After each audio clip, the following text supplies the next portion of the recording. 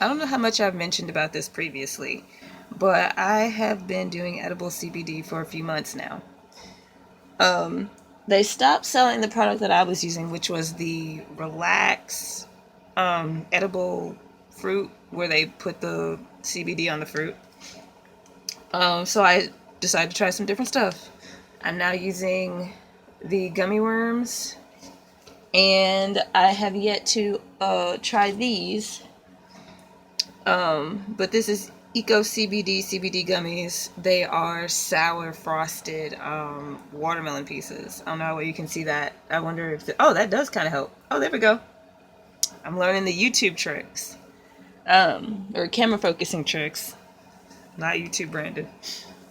And I will say that CBD has helped me relax a lot. I have already done my what happens when you take too much, and it's not great.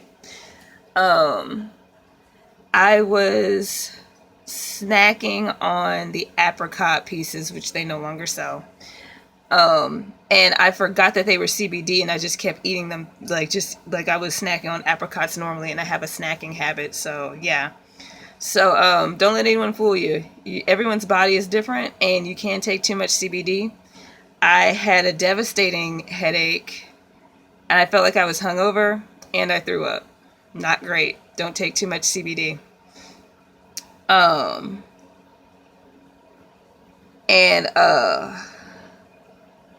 since then, I think my tolerance has been pretty low. But I've been pretty quick to get headaches now, also from caffeine. So that's just a thing that has happened to my body. But normal usage, where you're not snacking too much and you know what you're doing, and you haven't just got sunken into your snacking habit, CBD is great. Talk to your healthcare provider first before you do it, just like everything else. There are different forms of CBD. I prefer edible. I prefer edible anything because I like to eat, obviously. But there's also topicals that you can rub on your skin, which are great for pain. I use edibles for relaxation. The edibles have a quicker onset time, a longer duration, and a low absorbency rate, according to the chart. Here's the chart. Let me get the chart for you. This isn't sponsored, by the way, just so you know.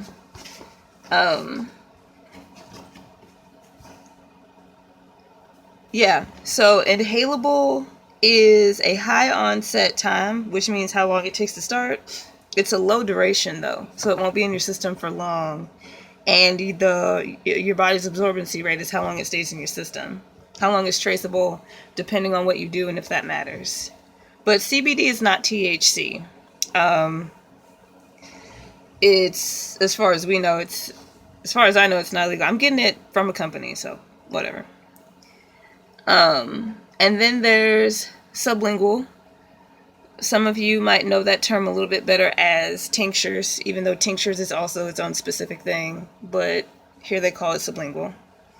It has a moderate onset time, high duration rate, and also a high absorbency rate. Topicals, as I mentioned, it has a quick onset time, a high duration rate, and a low absorbency rate because your skin, contrary to popular belief, doesn't absorb like that. But that's what makes it great for pain. But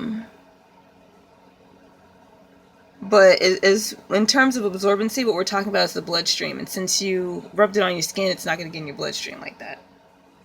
And then edibles, more my area. Low onset time. So it takes me a while to feel the effects. But then when I do feel the effects, I have a very high duration.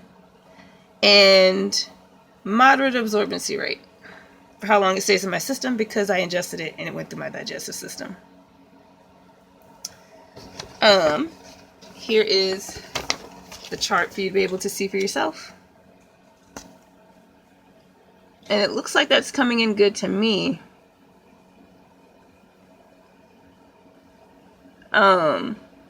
Hopefully this flips so y'all can actually read it.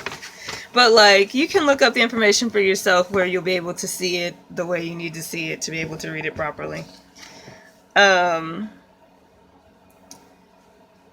CBD is the health benefits listed are lower stress and anxiety, relieves nausea unless you take too much, fights pain and inflammation, anti-seizure, reduces cigarette cravings, heart health, and helps with arthritis.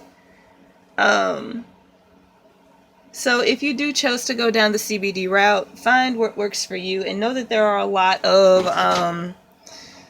non-CBD related things. So you already know there's a difference between THC and everything else. There's also a difference between CBD and everything else, and there's also a difference between hemp and everything else. If you try to go on Amazon, you will find a lot of hemp. Amazon does not have any CBD. You have to go to a specific CBD retailer, be it on site at the store, wherever stores are open, or on the store's websites, or by people that may not have physical locations, but do a whole lot of national, international shipping. But don't go to sites like Amazon because they will not have it. Amazon has hemp, but if you put in CBD, it will still pull up as CBD. So this isn't really something that you can get on the cheap, like you could try to get other stuff. But with all that being said, I guess that's the end of the video, because I'm not reviewing a specific product. This is a video about CBD, and you can probably tell I'm not sponsored, so I'm gonna end the video here. Stay happy and healthy, and fuck Nazis, racists, and misogynists. Bye.